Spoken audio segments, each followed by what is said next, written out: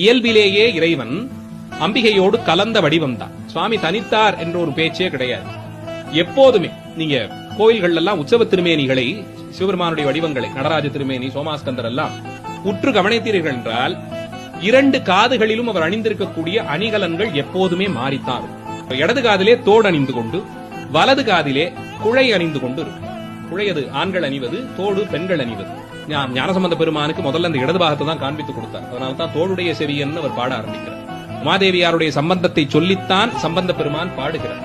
நாளை தோளுடைய செவியன் வந்தவர் என்னமோ ஆந்தானா காதுல தோடு போட்டிருந்தார்பான்னு சொல்லும் விதமாக தொடங்குகிறார். இடது காதிலே தோடு அணிந்தும் வலது காதிலே குழை அணிந்துமாக இறைவன் காட்சி தருவார். எல்லா திருமேனிகளையும் நீங்க பார்க்கலாம்.